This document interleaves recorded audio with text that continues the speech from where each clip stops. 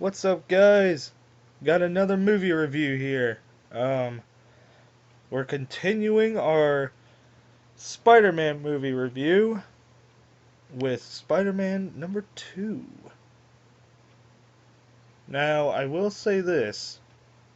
It's a good movie. I just don't think it's the best one out of the 3.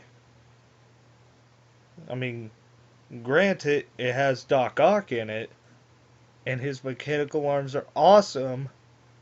I just don't think it brings a whole lot to the movie. I mean, the story. Excuse me. The story just kind of throws it out. It just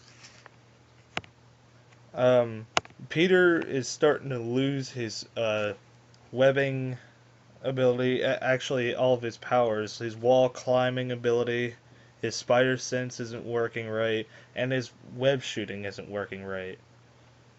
He is worked to the bone, and all that stress is making him lose all of his power. And eventually, he just sort of gives up the deal and goes back to his normal life. And him as Spider-Man isn't in this movie very long. I mean, granted, it's still in there, and there's a little bit of time in there for him to, like, for the actual Spider-Man scenes to be in it, but as far as the movie goes, like in lengthwise, he's not really in it that much. And then it just sort of goes to Peter through his life, has how he's being normal, and it just sort of bores you to death. I mean,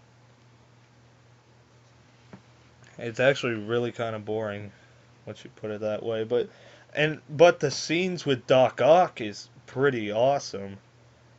Um, he confronts Harry, Peter's best friend, Harry Osborn, and he still holds the guilt for Spider-Man from the previous movie, saying that Spider-Man killed his father, which was Norman Osborn, aka Green Goblin. But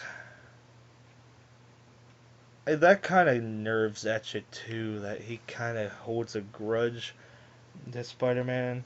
Well, I guess not really. I mean, it's sort of good.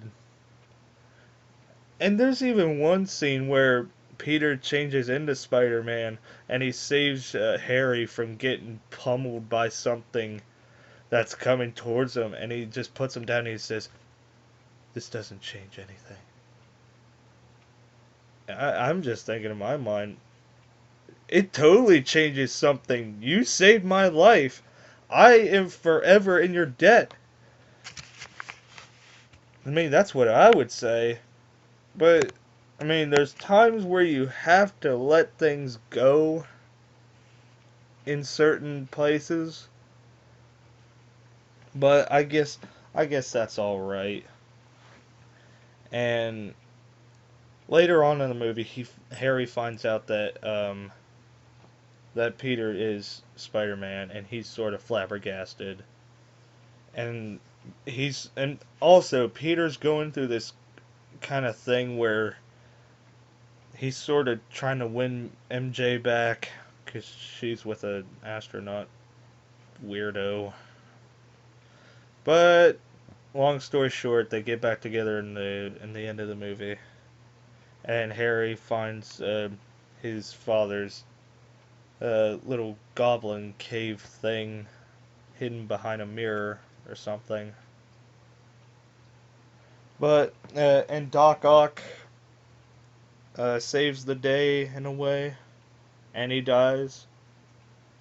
It's kind of weird how he dies though. Like it shows him sinking to the bottom of the sea, and then the orbs in the tentacles just sort of die out from the light, or the light in them dies out from his death, and I thought that was kind of cool, but still, kind of a bummer way to go out, really. But yeah, this movie is it's not the best one, but it's still a good watch. I If you want to see it, that's all right. I mean, it's not a bad movie, but it's just sort of a bland one out of the whole bunch. But yeah, I would kind of recommend seeing it. So, and I'll be bringing you guys the third review on the third movie soon. But until then, I'll see you guys next time.